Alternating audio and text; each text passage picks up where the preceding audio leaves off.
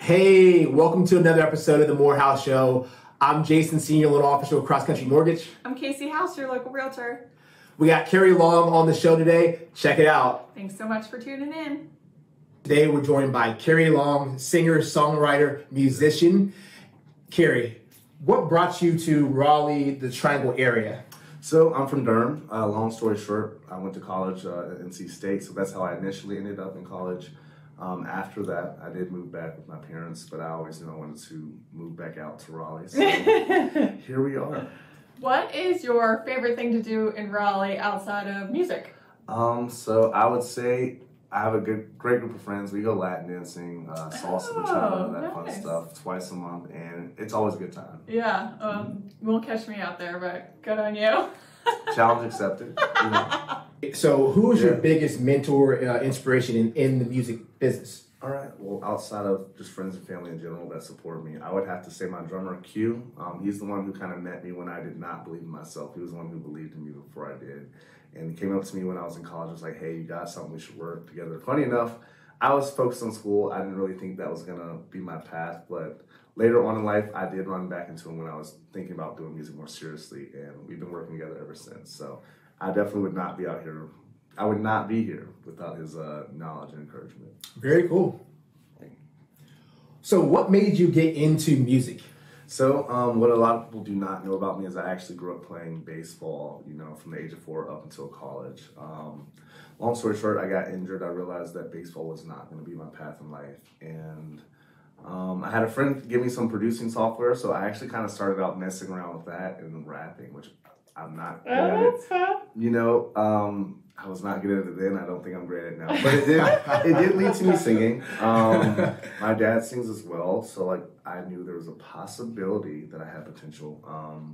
I never really thought I was that good, but in college I had friends kind of push me to enter a singing competition, and I really just entered it. I'm like, all right, well, I'm just going to enter it so they will stop nagging me about it.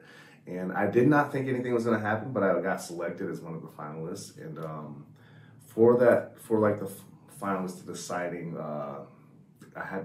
I basically performed in front of 200 to 300 students, and having never performed in front of people. So I started going to open mics to get ready for it. Long story short, I did not end up winning, but when I got to perform, I realized I was not as bad as I thought I was, and people actually did enjoy it, and that my friends actually had something going on. So that's kind of what started my journey into doing music, into what it is today. I love that story. What is your favorite part about playing music for other people? I think simply put, just being able to provide an enjoyable experience for, people. For me, I think it's just so crazy and cool, the amount of weddings and private events I get to, play and get to be a part of for people that I don't even know, and just for them to allow me to be part of such a special event in their lives, not even knowing me. I think it's just such a cool thing. Yeah, that is really neat.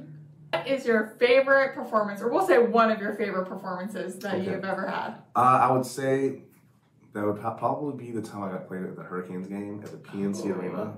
Playing at the PNC Arena was always one of my goals, and that was also the first time that I got to perform in front of tens of thousands of people. So it was That's a lot of people. It was a great experience. Yeah, it was very exciting. That's cool. Go Canes.